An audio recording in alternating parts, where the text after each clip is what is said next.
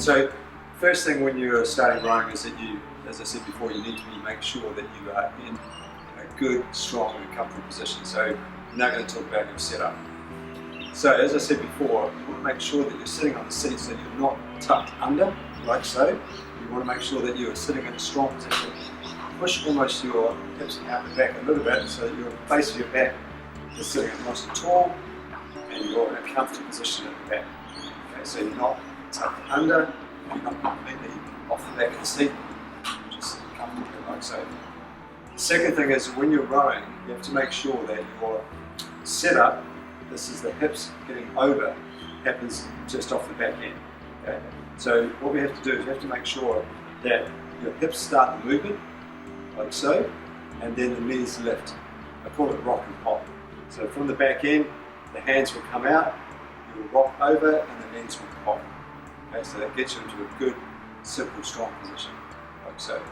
Once you're in that position, you hold the body still, and you slide to the front, and then you drive off the legs, and then your hips open towards the back of the stroke. Okay, so all of this is completely, it's very important that you get the hips rocked over, set off the back end.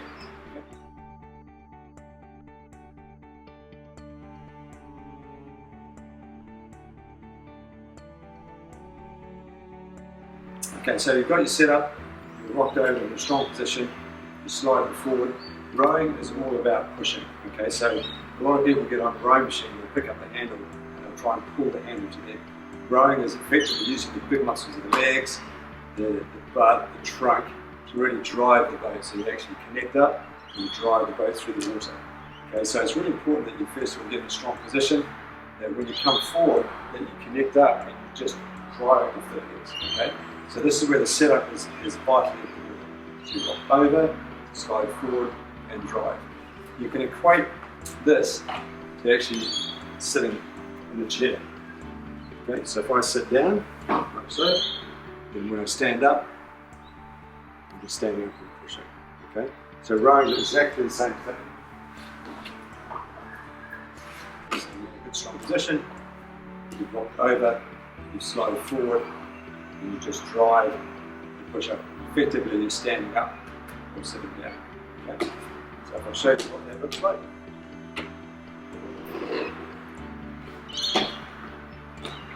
Your hands out straight. What I'm going to do is I'm going to rock over, rock and pop, strong position. I slide forward, I push, and drive over. Very simple. Okay?